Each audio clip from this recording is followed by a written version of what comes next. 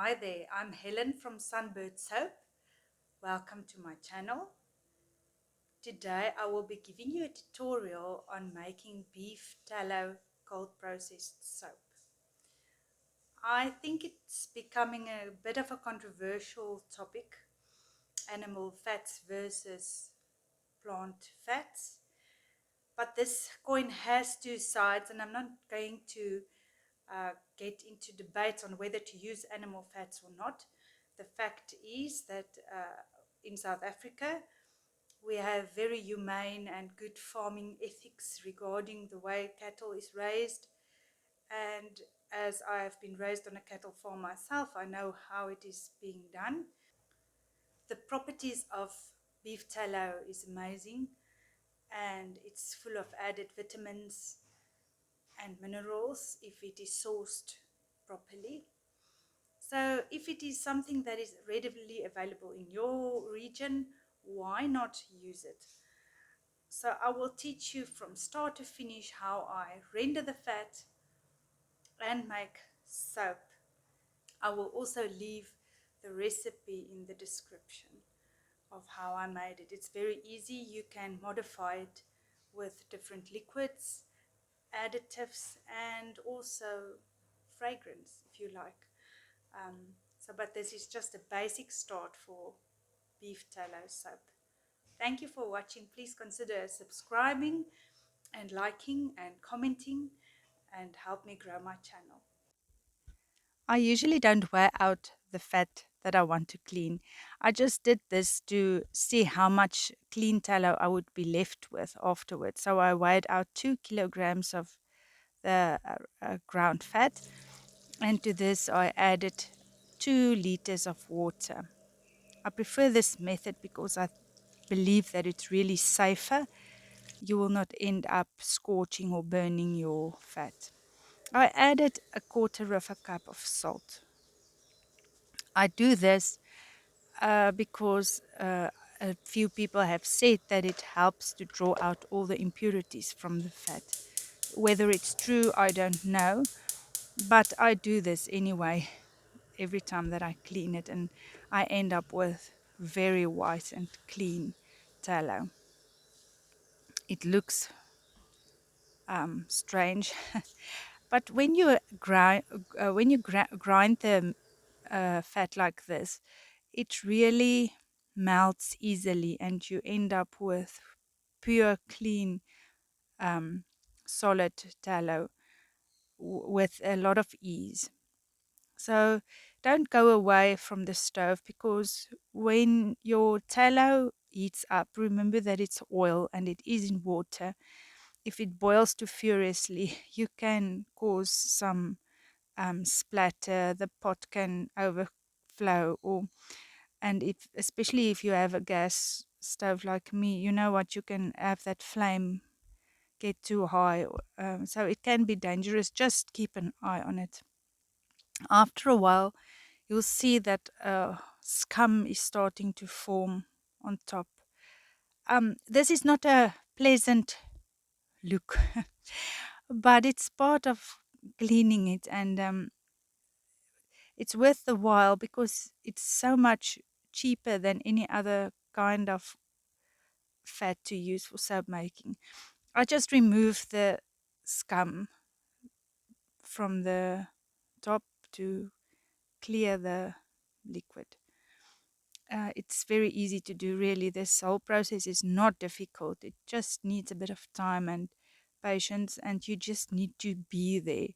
Don't do other things while your pot is on the stove. It's also a fast process. It doesn't need to take that long. If you put too much or too little water in it, it can maybe cause a bit of a longer process, or you can get into trouble. But other than that, it's really an easy process. So you can see there that the liquid is becoming much clearer after the scum has been removed. I give it a stir ever so often. I have no residue fat that doesn't dissolve. When you cut it into pieces, it's really more difficult, in my opinion. Maybe you have another experience if you've done this, but to have it ground is very efficient to render the maximum amount of fat for your soap making. I cook this mix for quite a while because of this reason. I want the meaty bits to be very well cooked as well. So when I remove it with a slotted spoon, I know that the stuff that I remove from the pot is cooked through. If I didn't add the salt in the beginning, this would be an excellent source of protein for your pets. I did add salt though, so I will not be giving this to my pets. I remove as much of it as I can, as I don't want to clog up my cheesecloth when I drain this. So in the pot, I will be left with mostly the fat and the dirty water. Interestingly enough, depending from where the fat comes from, the water can become extremely gelatinous when you render it the first time. And you can see it from the texture of it when you drain it. So this is almost ready to be sifted through the cheesecloth. Be careful with it. You have to work with this mixture while it is hot, especially because the beef tallow sets quickly and it becomes solid very easily. So if it is a cool day, you have to work fast so that you don't clog up your cheesecloth. I usually keep it on the stove for that reason, so that the solution stays really as hot as possible. I prefer to do this in a plastic container because when the tallow is set, it is very easy to remove it. With some other containers, I find that it is difficult to get the tallow out of the container. So this kind of plastic container works very well. I'm just pouring the last bit in. You'll see the cheesecloth that I'm using. I fold it in half and in half again. I have a way to clean it because it's quite difficult to clean it afterwards. I always put on my kitchen gloves when I clean it. I use some commercial dishwashing soap and very hot water to wash it with. And I do this soon afterwards because the fat clogs it up. Here it is ready. When it's cooled down enough, I put it in the fridge and let it set very hard and solid. And then when it's very hard and solid, I will take it out. I spared you the gloomy bits of uh, gelatinous fluid that came off. I'm just scraping it clean. If you have some chickens, they are going to love the dirty fat that you get off there. It's just a thin layer that usually settles on the bottom of this solid block of fat. It comes out very easily, as I said, from the plastic container. So when this is clean, we're just going to repeat the process again. I do it because of the quality of tallow that I end up with. There's the bits that are not clean that I'm going to feed my chickens.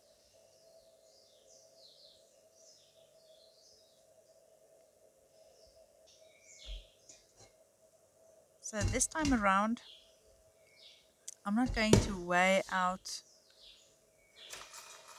anything. I'm just going to cover my whole block of fat in water. I just used filtered water. I will again add some salt to this. So if you wanted to give your pets the little bits of meat that are removed in the first rendering, you can just add the salt in this process, I think it should be fine. There'll probably be no difference in the outcome. I think it will be equally clean if you don't add the salt. This melts easily and fast. So again, don't go off, don't stray off if the water starts boiling and the oil is boiling with it. You need to be close. Again, when it's cold, remember that you need to be prepared in advance for the filtering so that you don't end up with um, hardened tallow on your cloth that you use. I prefer to use cheesecloth. I'm sure other kinds of filtering materials are also fine. It must just be able to withstand the heat of the fat. You'll notice that there's no scum this time because we already removed most of the dirt from the whole solution. I'm going to filter it in exactly the same way than before. Work fast and careful. 4 layers of cheesecloth on a sift, again in my plastic bucket, which works very well. There, I'm just showing you the 4 layers, and you'll see that my cheesecloth isn't looking very dirty at all this time. When it's cooled down, I'll be putting this in the fridge again so that it can become really hard and easy to remove.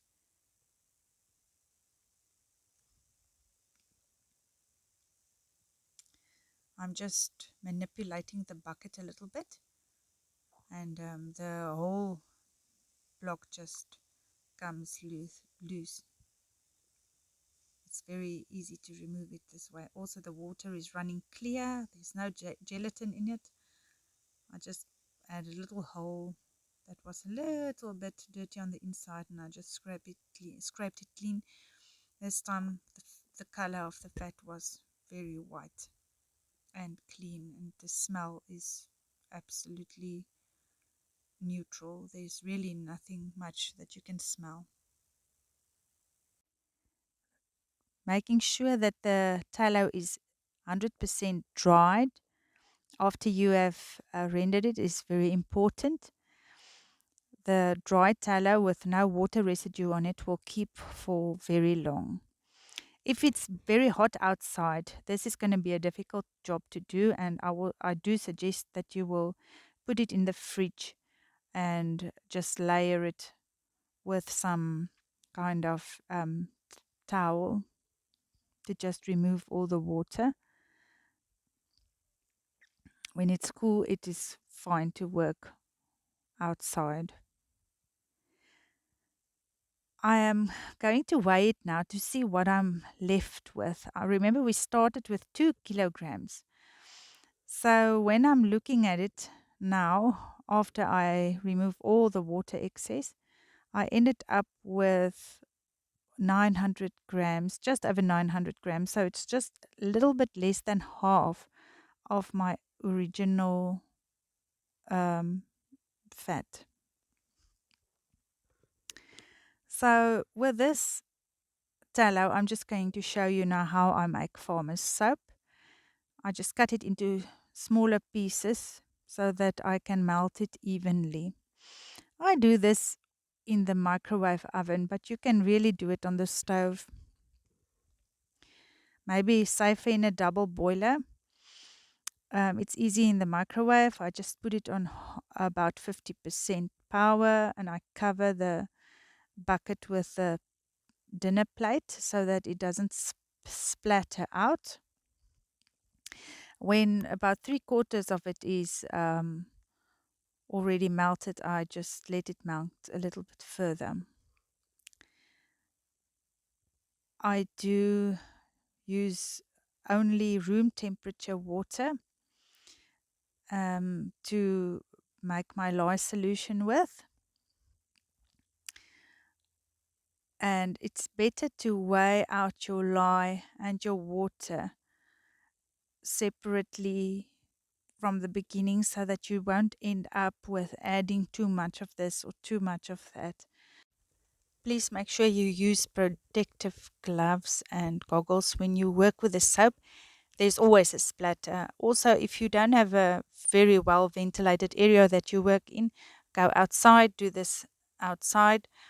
This exothermic reaction causes fumes to um, come off, and if you inhale it, it can really be dangerous.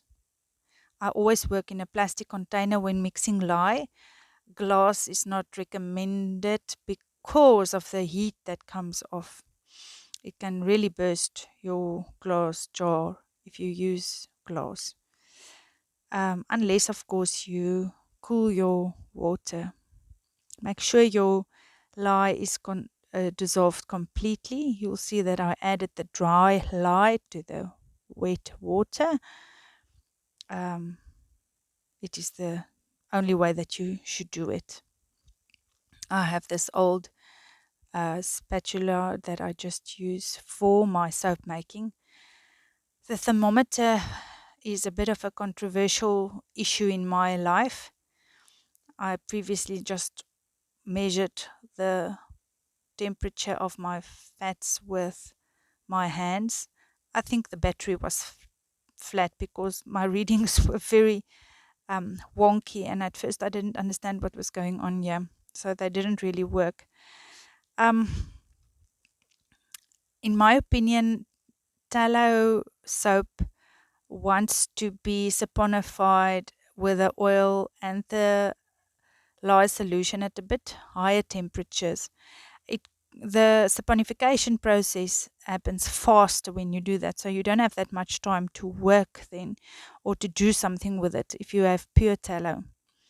But it is as if I have a problem getting it to go through gel phase completely when I do make the soap at lower temperatures. That is about 40 degrees Celsius with for the tallow, and maybe 45 to 50 degrees Celsius for the lye solution.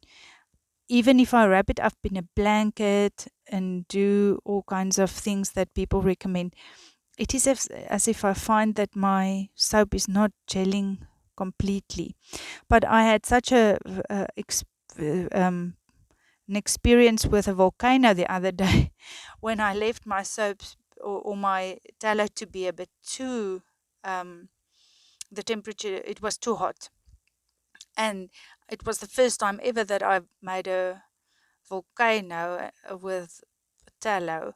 So I am in a bad space now with trusting myself to make tallow soap at the right temperature. But after this, I think I'm just going to feel it with my hand. It should be warm, really warm. I think if your tallow is 50 degrees Celsius and your lye solution is about at 60 degrees Celsius, it should be able to gel completely, just being left on the countertop uncovered. Maybe cover it, but I am scared then that it might volcano again. The partial gelling tallow soap really is not appealing because 100% gelled tallow soap is a beautiful white. It looks exactly the same way than the tallow when you've just rendered it. Oh, it's a very white soap, and it's very uh, pretty. The color is really pretty. It's what people try to achieve with using titanium dioxide in their batters. You get this without anything, but then you have to make sure the tallow and the lye solution is at the correct temperature. I didn't want a thick trace here because didn't want to have any texture on top of my soap. I just wanted a normal little block of tallow soap. In my home language, which is Afrikaans, we call this boerseep, and it is an interesting thing that in a lot of other countries, there's traditional soaps that are made from olive oil only, or some interesting berry oils. I'm thinking of Aleppo soap, and I don't know how the French pronounce the Marseille soap. But what we have is this.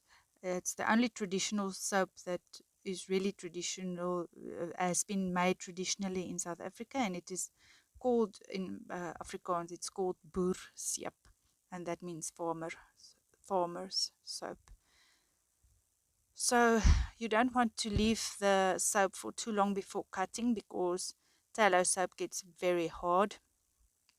So I just left this for 4 hours on the countertop, and then I cut it. I didn't cover it because I usually don't. But as I said, it didn't completely gel, and it's because I didn't um, have my tallow and my lye warm as usual. I was just scared of the volcanoing. So it has a little bit of a trick if you are not careful. After 4 hours, I removed it, and I cut it up, and you will even see when I put my block of soap down, you will see the partial gelling. I did put it in the oven the next day to try to get the gel to complete. It didn't. I gave it some extra heat, but there's nothing wrong with it to use it like that. You just don't want to give it away to people with critical eye, I suppose. But if you use it for your own household, it's fine. You don't need to have a cutter like this. If you just make it for yourself, you don't even need a mold. You can just make your own mold or use a little box that you line with baking paper. Anything that you can line is fine, and then you can just cut it with a knife. If you have a very sharp knife, it is fine to cut it after 24 hours only. So when I'm cutting it here, it's still warm, just so that I can cut through it easily without breaking my wire. But I was a bit um, upset because it didn't gel completely. Really, it didn't look nice at all. Thankfully, my friends and family don't mind if it is a gift that it looks like that, as long as it works. We use this to hand wash clothing, to get out some dirty spots. It's like a vanish soap, the little spot remover soap that you'll buy in the shop. You can use it for that. If you add a little bit of lemon zest to this batter, it will work very well for your dishes. If you hand wash your dishes,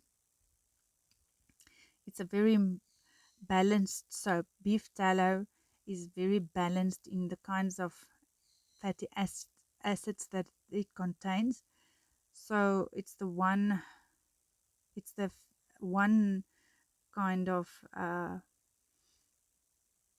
fat that makes a good soap if you only use that one specific fat. Mostly we combine oils and fats, but it works well on its own.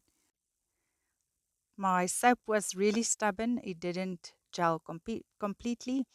So I um, must say this was a bit of a flop in that sense, but still 100% workable.